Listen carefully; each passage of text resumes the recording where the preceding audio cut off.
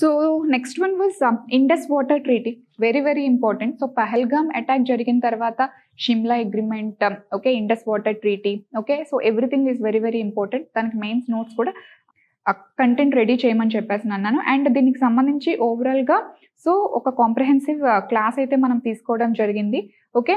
So ఆ class notes అయితే మాత్రం ఖచ్చితంగా ఉండాలి, okay. So see here Indus water treaty. So Indus, Jhelum, Chenab, Ravi, Beas, Sutlej. Yes, so Indus, Jhelum, Chenab, Ravi, Beas, Sutlej, okay. So ఇవన్నీ కూడా, సో ఇది పాకిస్తాన్లోకి ఎంటర్ అయ్యి ఇక్కడ డ్రైన్ అవ్వడం జరుగుతుంది అరేబియన్ సీలో, ఓకే. సో అయితే ఇది ఇండస్, జీలం, చీనబ్. సో వీటిని సో జనరల్గా వెస్ట్రన్ రివర్స్ అంటాం. వెస్ట్రన్ రివర్స్ ఎందుకంటే పాకిస్తాన్ మనకి సో జనరల్గా వెస్ట్ సైడ్ ఉంది కదా, వీటి మీద సో జనరల్గా ఎక్కువ ఎక్స్క్లూజివ్ అనకూడదు, more rights preliminary primacy rights అనేది పాకిస్తాన్కు ఉంటాయి ఈ వాటర్ని, లైక్ ఇండస్, జీలం అండ్ చీనబ్కి. తర్వాత రవి, బియాస్, సట్లెస్, వీటి మీద ప్రైమసీ రైట్స్ అనేది ఇండియాకు ఉండడం జరుగుతుంది. అంటే దే కెన్ యూజ్ ఈ ట్రిబ్యూటరీస్ యొక్క వాటర్ అనేది అన్రెస్ట్రిక్టెడ్ యూజ్ చేసుకోవచ్చు ఇండియా, అన్రెస్ట్రిక్టెడ్ యూజ్, ఓకే. వీటిని, ఓకే, ఈ వాటర్స్ని పాకిస్తాన్ అన్రెస్ట్రిక్టెడ్ యూజ్ చేసుకోవచ్చు.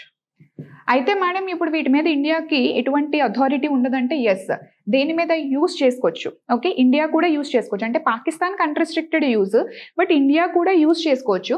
బట్ ఇండియా దేనికి యూజ్ చేసుకోవచ్చు అంటే ఫర్ ఎగ్జాంపుల్ వాటి మీద డ్యామ్స్ కన్స్ట్రక్ట్ చేసుకోవచ్చు, రిజర్వాయర్స్ కన్స్ట్రక్ట్ చేసుకోవచ్చు, ఆ విధంగా అనమాట, ఓకే. సో కన్సెప్టివ్ యూజ్ చేసుకోకూడదు అనమాట, నాన్ కన్సెప్టివ్ అంటే అగ్రికల్చర్కి వాటికి యూజ్ చేసుకోకూడదు అనమాట, కన్సెప్షన్ కోసం యూజ్ చేసుకోకూడదు, non concept like electricity generation వాటి కోసం యూజ్ చేసుకోవచ్చు. వీటి మీద ఎక్స్క్లూజివ్ ప్రైమసీ రైట్స్ ఇండియాకు ఉండడం జరుగుతుంది, వీటి మీద ఎక్స్క్లూజివ్ ప్రైమసీ రైట్స్ అనేది పాకిస్తాన్కు ఉండడం జరుగుతుంది. అయితే వీటి మీద ఇండియాకి రైట్స్ ఉండవంటే ఉంటాయి, లిమిటెడ్ అనమాట, ఓకే. సో ఇది ఇండస్ వాటర్ ట్రీటీ ఎప్పుడు జరిగింది? సో 1960లో జరగడం జరిగింది. And more over by the mediation of world bank, okay. Okay, so అయితే so Indus water treaty world bank mediation చేసింది కదా. సో యాక్చువల్గా దీనికి ఒక పర్మనెంట్ బాడీ ఉంది, okay. So permanent Indus commission అని చెప్పేసి. సో యాక్చువల్గా ఇండస్ వాటర్ ఏంటి, డేటా షేరింగ్ ఎవ్రీథింగ్ చూసుకొని, ఫర్ ఎగ్జాంపుల్ పాకిస్తాన్కి ఎవ్రీ ఇయర్ యాన్యువల్ మీటింగ్స్ కూడా జరుగుతాయి అనమాట.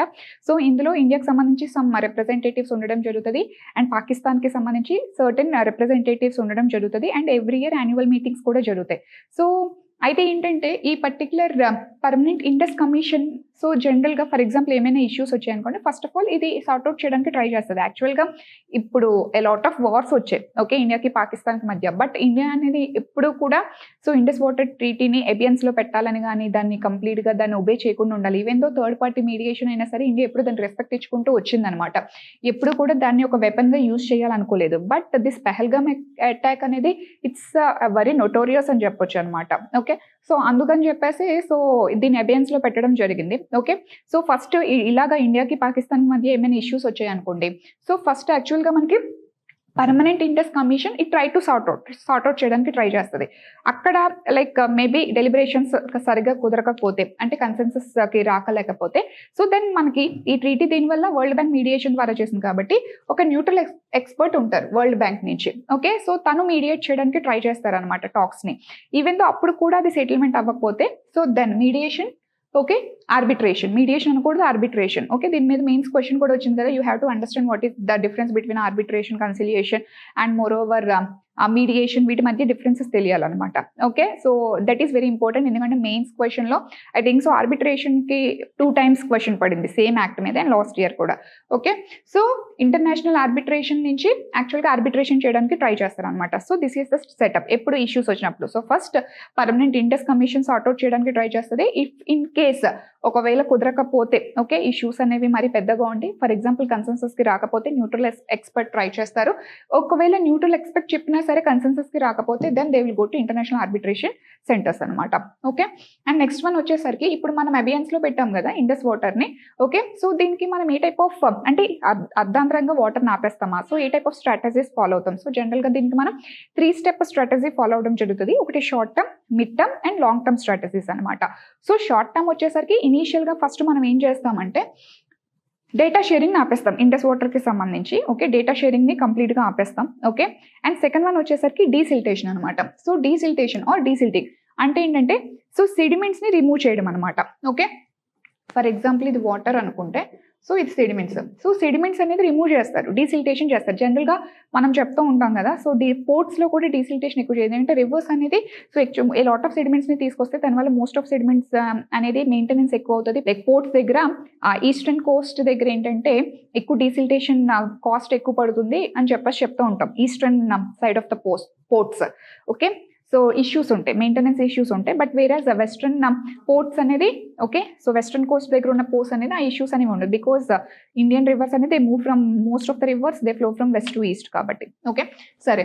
సో దీనివల్ల ఏంటంటే ఎప్పుడైతే నువ్వు డీసిల్టేషన్ చేసావో okay, so storage capacity of water అనేది పెరుగుతుంది అనమాట ఆటోమేటిక్గా. So you can store more water, అంటే మోర్ వాటర్ పాకిస్తాన్లోకి ఎంటర్ అవ్వకుండా you can store more water అనమాట. నువ్వు డీసిల్టేషన్ అనేది చేసావంటే మేబీ ఇన్ డ్యామ్స్లో కానీ రిజర్వేస్లో కానీ మోర్ వాటర్ అనేది నువ్వు స్టోర్ చేసుకోవచ్చు ఎప్పుడైతే నువ్వు వాటిని డీసిల్టేషన్ అనేది చేసావో. ఇది first of all short term. So medium టర్మ్లో ఏం చేస్తామంటే సో జనరల్గా you build a lot of dams reservoirs on these rivers అనమాట. వీటి మీద ఎక్కువ dams reservoirs so that you can ఫ్లోని రెగ్యులేట్ చేయడానికి అనమాట. Okay, so medium term. Long term ఏంటంటే ఎప్పుడు 1960లో జరిగింది. ఆ తర్వాత పాకిస్తాన్ ఇండియా మధ్య ఇష్యూస్ చాలా జరిగాయి. బట్ ఈవెన్ దో అప్పుడు ఏవైతే రూల్స్ అండ్ పాలసీస్ మనం ఫ్రేమ్వర్క్ చేసాం దానికి తగ్గట్టుగా ఒబే అయ్యి ఫాలో అవుతున్నాం. But the situations have changed a lot. Okay, so ఇప్పుడు our interest has to be protected. Yes, so అందుకని చెప్పేసి అసలు దీన్ని కంప్లీట్గా అబాలిష్ చేసేద్దామా, దీనికి ఒక వైండ్ ఆఫ్ చేసేద్దామా. ఒకవేళ వైండ్ ఆఫ్ చేసే ఛాన్సెస్ ఏమైనా ఉంటే వైండ్ ఆఫ్ చేసేద్దాం. ఒకవేళ వైండ్ ఆఫ్ చేసే పరిస్థితులు కానీ లేకపోయి ఉండుంటే ఓకే, సో మన నేషనల్ ఇంట్రెస్ట్ని ప్రొటెక్ట్ అయ్యేలాగా దీన్ని ఎలా మోడిఫై చేసుకోవాలి అనేది ఆలోచించి దానికి తగ్గ ఆప్షన్స్ని వెతకడం అనమాట. సో ఇది లాంగ్ టర్మ్ స్ట్రాటజీ. సో ఈ విధంగా మనం 3 స్టెప్ స్ట్రాటజీని ఫాలో అవ్వడం జరుగుతుంది అనమాట. Okay, yes. So next, see here. So which of the following statements about the Indus Water Treaty are correct? The term eastern rivers means the Satluj, the Beas and the Ravi taken together. Yes. Okay, so ఈ వీటిని eastern reverse అని పిలుస్తాం ఎందుకంటే eastern India east side ఉంది కాబట్టి, and వీటి మీద exclusive are promissory rights అనేవి ఇండియాకు ఉన్నాయి. And the term western rivers means the Indus, the Jhelum and the Chenab taken together. Yes, ఎందుకంటే పాకిస్తాన్ వీటి మీద ప్రైమసీ రైట్స్ అనేది ఉండడం జరిగింది అందుకని. Okay, so select the answer using the code below. So both 1 and 2 is the answer. Okay, so the next one వచ్చేసరికి as defined in article 12 of the constitution the state. What is meant by state? So state అంటే ఏంటి? So జనరల్గా state, it includes, so first of all central legislature and state legislature, central legislature, state legislature, and central executive and state executive. judiciary కి వచ్చేసరికి judiciary కూడా వస్తుంది, but judiciary actually performs 2 types of functions కదా. ఒకటి judicial functions and second one is administrative functions. So in administrative capacity అప్పుడు అనమాట, అంటే for example recruitment ప్రాసెస్లో, స్టాఫ్ సెలక్షన్ ప్రాసెస్లో వాటిలో అనమాట. సో ఈ అడ్మినిస్ట్రేటివ్ కెపాసిటీలో అయితే దెన్ స్టేట్లో జుడిషియరీ కూడా వస్తుంది. సో జుడిషియల్ ఫంక్షన్స్లో అయితే రాదు. ఓకే, జుడిషియల్ ఫంక్షన్ పెర్ఫామ్ చేస్తున్నప్పుడు రాదు. సో నెక్స్ట్ వన్ వచ్చేసరికి legislature, executive and PSUs both central okay PSUs and more over state PSUs. Public sector units, they all come under state. And the next one was local self bodies, local governing bodies and their officials, they all comes under state. Okay, so ఇది state broad meaning అనమాట. Okay, so article fundamental rights మనం మాట్లాడుతున్నప్పుడు so జనరల్గా the state should not impose, the state student do అని చెప్పేసి negative కొనెటేషన్ మాట్లాడినప్పుడు first we have to understand what is meant by state అని మాట్లాడతారు కదా. సో అది state. So state, so as defined in article 12 of the constitution in India, state includes the Parliament of India, Parliament, Central Legislature, right option, state governments అనేది state executive, right option, state legislature, so state legislature and local authorities, local governments. Okay, so all the 4 options were right, 1, 2, 3 and 4. Okay, so the next question వచ్చేసరికి which one among the following statements about an adjournment motion? So all motions, censure motion, okay, no confidence motion, adjournment motion. So these motions are very important. So it's the topic was related to parliament. So adjournment motion దేనికోసం? So స్పెసిఫికల్గా జనరల్గా only లోక్సభలో మాత్రమే introduce చేస్తారు, రాజ్యసభలో introduce చేయరు. ఎందుకంటే specifically to draw attention of the house regarding public urgent public importance ఏదైనా ఉంటే దానికి సంబంధించి ఒక draw attention of the house అనమాట. హౌస్ యొక్క అటెన్షన్ని సీక్ చేయడానికి జనరల్గా దీన్ని ఇంట్రడ్యూస్ చేయడం జరుగుతుంది. Okay, so everyday business of the house ఏదైతే ఉంటుందో దాన్ని యాక్చువల్గా ఇది ఇంటరప్ట్ చేస్తారు. ఓకే, సో దానివల్ల it is also called as extraordinary procedure అనమాట. లక్ష్మీకాంత్లో యాజ్ ఇట్ ఈస్ లైన్స్ ఇవన్నీ కూడా. Okay, so as it is లైన్స్లో క్వశ్చన్లో ఇచ్చారు. So because why it is called as an extraordinary procedure? Because it interrupts the normal procedure of the house అనమాట. Normal business of the హౌస్ని ఇది interrupt చేస్తుంది కాబట్టి. ఓకే, సో అయితే discretionary ఎవరు?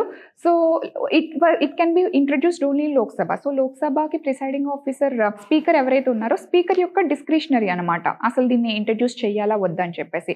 సో అది ఇంట్రడ్యూస్ చేయకపోయినా నోబడీ ఈవెన్ క్వశ్చన్ కదా, యాక్చువల్గా జ్యుడిషియల్ రివ్యూ అది ఏమీ ఉండదు కదా. Okay, it is having the discretionary power. అయితే ఇఫ్ హీ అడ్మిట్స్, ఓకే మనం దీన్ని పాస్ చేస్తామని చెప్పేసి యాక్సెప్ట్ చేస్తే, ఓకే దాన్ని పాస్ చేయడానికి at least 50 members of the house has to be admitted అనమాట. Okay, so for to pass this adjournment motion. Okay, so simple, already తెలుసుకున్నది. దానికి సంబంధించే క్వశ్చన్స్ ఇచ్చారు.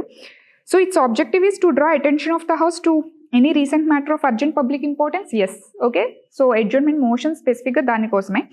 And it is an extraordinary procedure, specific line from Laxmikanth. Yes, okay, because it interrupts the normal business of the house.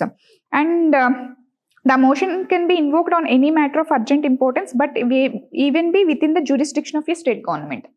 అది state government, central government jurisdiction అనేది సంబంధం లేదు. ఏదైనా సరే అర్జెంట్ పబ్లిక్ ఇంపార్టెన్స్ అయితే మాత్రం this will be discussed. And the chair has absolute discretion to refuse consent.